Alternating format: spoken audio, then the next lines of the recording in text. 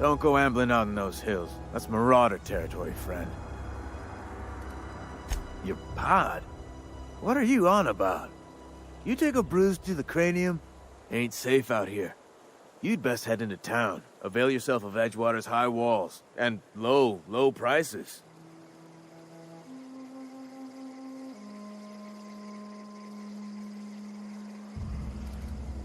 Pleased to make your acquaintanceship. I'd shake your hand, but I've been hauling corpses. You don't want none of that on you. Name's Silas. Junior in humor for the town of Edgewater. We're all part of the Spacer's Choice family.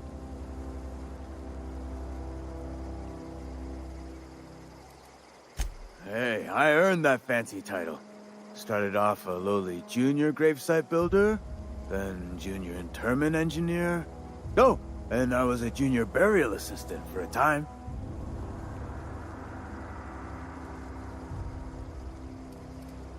The rate I've been working, I'm bound to earn a promotion. Must be about 50, 60 burials away from associate in humor. Got a knack for being discreet-like? There's money to be made, long as you keep your nose clean. Edgewater is a company town, board-owned and operated. That includes the cemetery. None of us own our gravesites, we rent them from the company. Renting means money. Money means paperwork. Paperwork means signatures. Some of our families become a mite delinquent in paying their dues, you see?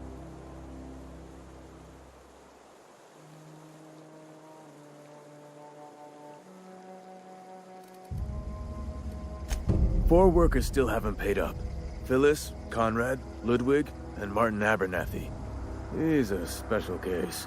You may want to twist his arm a little. He just is. Look, I don't want to get into it. Just make sure he pays up. Conrad's got a barbershop in town. Phyllis works at the cannery most hours. Abernathy... I ain't seen him in a few days. His domicile is near the cannery. You'll find him in town. All except Ludwig, that is. He's over by the landing pad.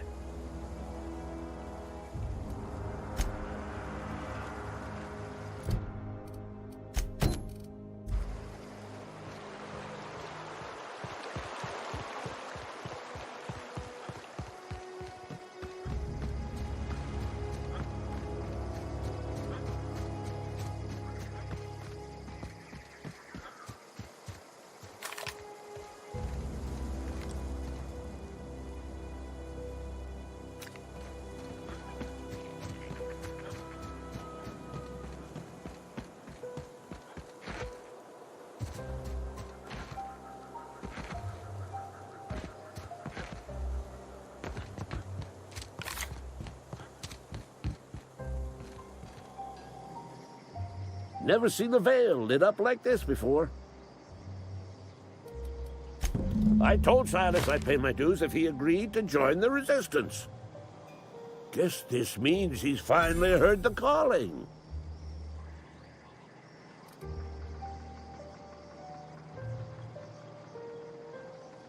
Mechanical repellent! A stroke of inspiration from the law itself. Here, I've been saving up a couple bits for just such a project.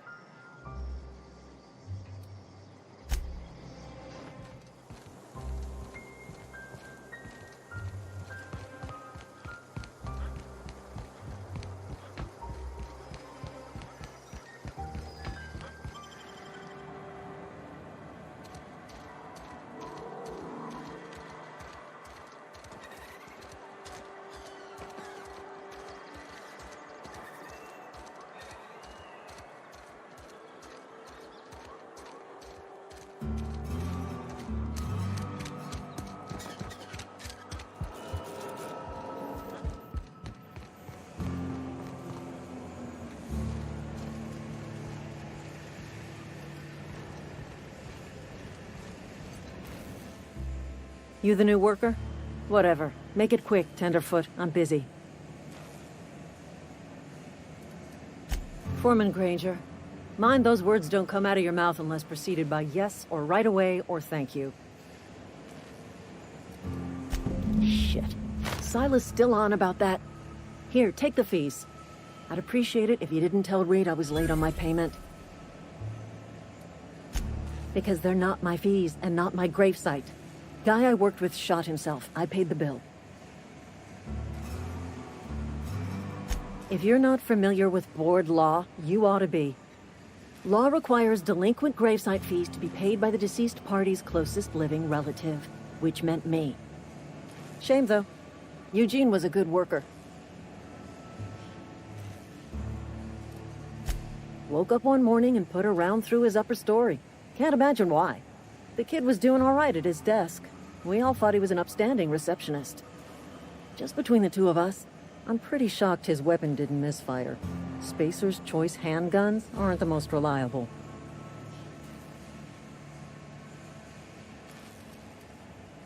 Not half as awful as the bill Eugene left us with. Suicide's a crime. The legal term is irreparable damage to company property. What Eugene did to himself was vandalism.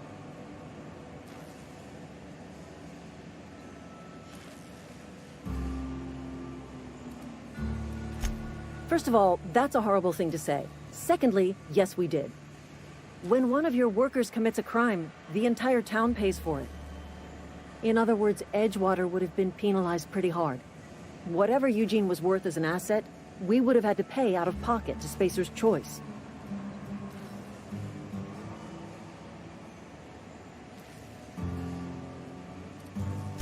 Look around. Edgewater ain't exactly swimming in luxury. We can't afford to pay the body price of a suicide. All I know is Silas asked me for Eugene's gravesite fees, which means he was approved for burial, which means his papers went through, which means the town's in the clear. I'm just glad to put this whole ugly affair behind me. Eugene can rest his bones in peace, and the rest of us can get on with our own lives.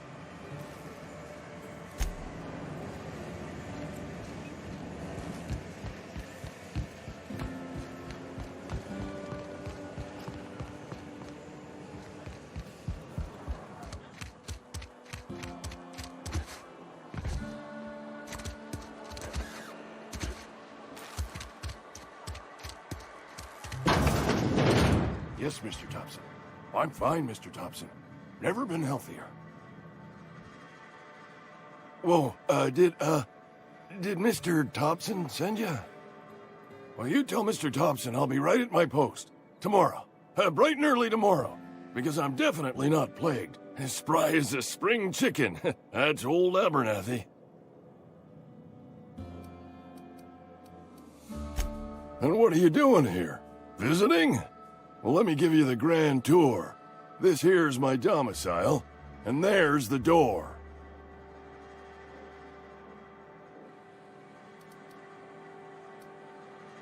You don't know that. I could have been saying anything. Maybe I said vague. You know how words sound a mite strange when you're sick. Wait, no. Oh, damn it. Okay, listen. Maybe I am feeling a little under the weather, but I swear I'm on the mend. Please, don't tell the constable.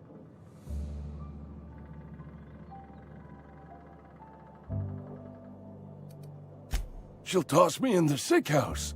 I would have confessed before the good vicar. Get some ablutions for my spirit. Just never found my courage is all. I am sorry to hear that, Mr. Abernathy. My confessional is always open. Except for right now. I know. Should have availed myself of your services days ago. Thanks anyway, Vicar. Hey, you're hale and healthy and possibly for hire, ain't you? Do a good turn for an expiring old man?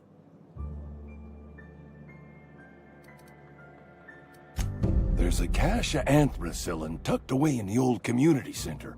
Powerful stuff. Stronger than what we got, anyway. I need you to break in, nab that medicine, and bring it back to me. You oblige me with your haste. I think I feel the plague spreading. Oh, Law, it's in my spleen now. I can feel it.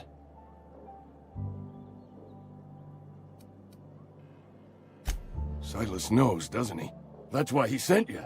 That's why he wants me to pay up. He knows. Look, I got my gravesite fees right here. See? I'm good for my word. Get me that medicine, and I'll see to your payment.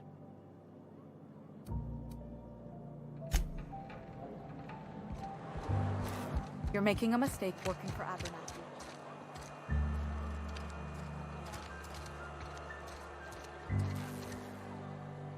Excuse me. I'm Esther Blaine, Spacer's Choice Actuary. I overheard your talk with Abernathy. I hope you're not thinking about getting him that medicine. Abernathy is a well-known hypochondriac. Anthracillin is wasted on him. You're better off selling it to me instead.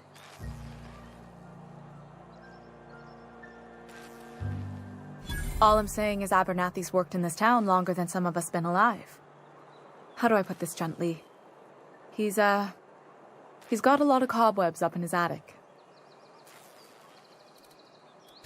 I probably shouldn't tell you. Don't want you implicated for what I'm trying to do. All right, here's a summary. A lot of sick people in this town, and we don't have the medicine to treat them all. Can't reach out to corporate without crossing a river of red tape, so I'm reaching out to you.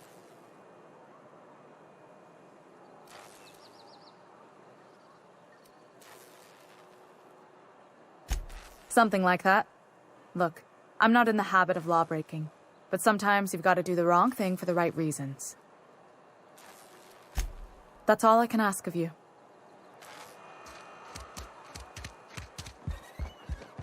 Oh, I cut my own hair. But Conrad sells real good disinfectant. Please don't touch anything. Your hands are probably crawling with germs. Physical hygiene recapitulates moral hygiene. Cleanliness is next to lawfulness. So everyone says, until someone forgets to cough into their elbow, and then we're all dying of plague. I'm Conrad. You will report to me if your hair fails to meet Spacer's Choice aesthetic standards. You will also report to me in the event of your death, whereupon I will clean and prepare your remains for interment. Burial, in the unfortunate event of a fatality. It's what a barber does. We make you presentable. Ah, gravesite fees. Silas and I had talked about this at length. I thought I'd made it clear my pecuniary situation precludes the necessary restitutions. As broke as pie crust, friend. Bidless, indigent, destitute. I simply cannot afford it. I am a blemish on the prosperity of our fair settlement. When I expire, I expect Silas to toss my body into a ditch.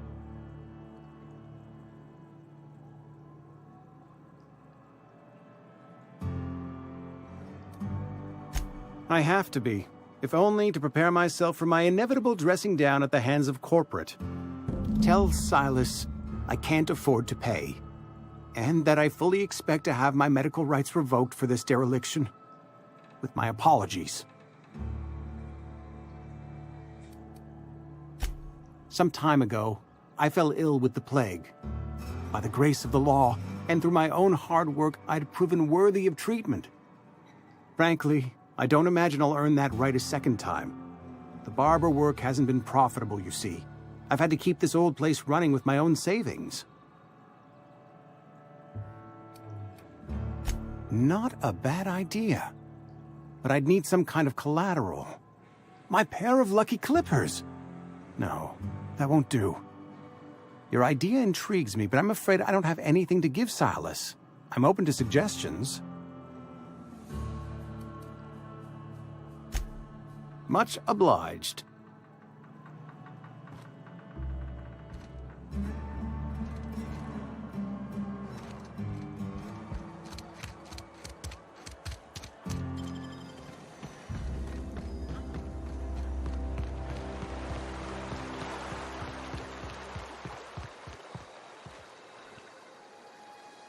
Lovely to see you about, Miss Parvati.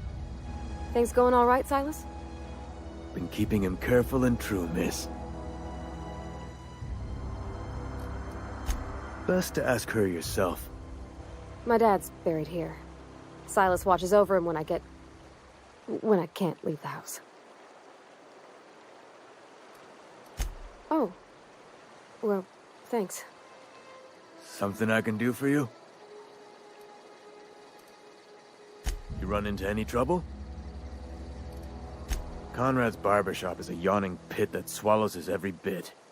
I keep telling him he should cut a few corners, skimp out on the disinfectant. You gotta put the squeeze on Conrad. Find some dirt on him. Maybe check his back room.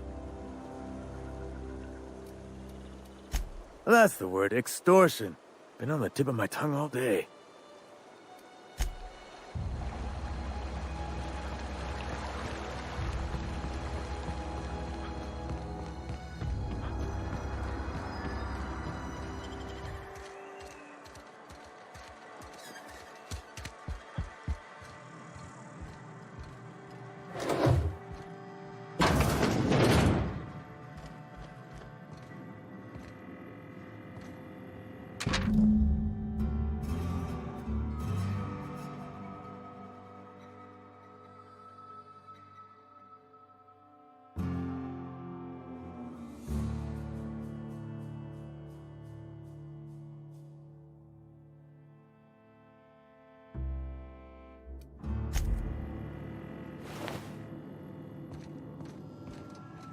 What can I do for you?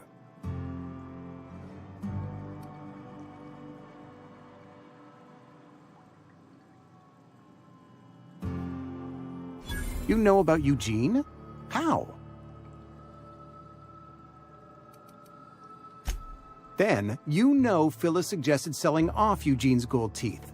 I didn't approve of the idea then, and I don't approve of it now. Eugene's golden teeth were a family heirloom, representing 3 generations of poor dental hygiene. He took them to his grave.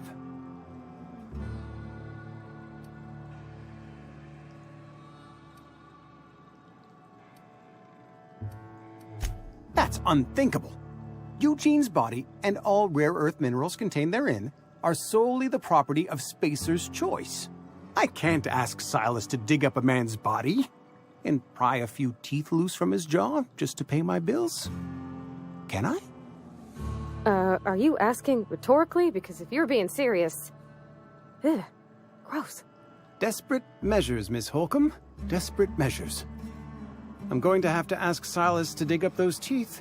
It's the only way I'm paying my gravesite fees. I'm sure that I have no other choice. Here you are. Gravesite papers affixed with my signature and an IOU. Eugene was not a suicide. He put a bullet in his brain, yes, but that's largely a technicality. I was the one who prepared Eugene's body for interment. I discovered symptoms of the plague on his corpse, and I discovered medicine in his pocket. Lots of medicine. Eugene overdosed on adrenatime, which is known to cause psychosis and paranoia as possible side effects. The paranoia drove him to take his own life.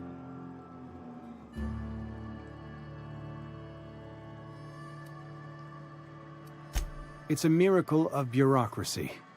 If Eugene's death were filed as a suicide, we'd all pay the price for his crime.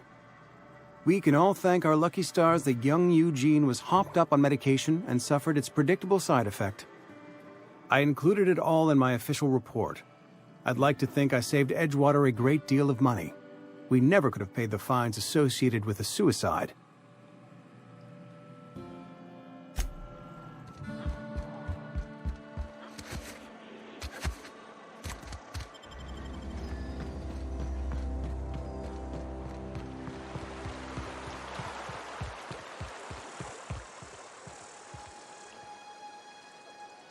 Things are changing around the Vale. Don't matter much to me, though. Graves still need filling.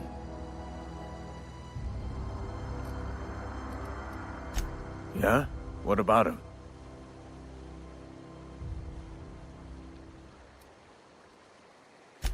Yeah. Funny thing, Eugene's body ain't where it's supposed to be. The night we was supposed to commend his body to the earth, I had his grave all dug up and ready, right? And so I thought, I'll just rest my eyes a bit. When I woke up, his body was gone. Spirited away. Vanished. The footprints nearby suggested that Eugene was stolen by marauders. Or he rose from the dead.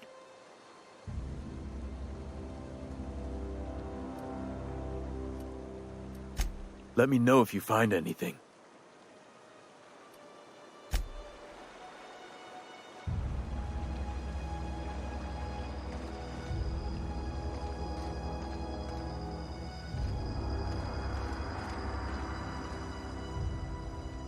grave digging's a fine profession. Always work to be had, and nary a word of complaint out of your clients. Yeah?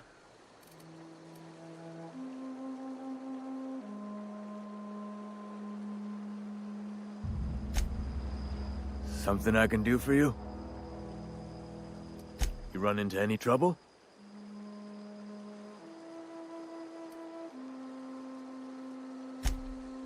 Reliable work from a freelancer. That's gonna take some getting used to.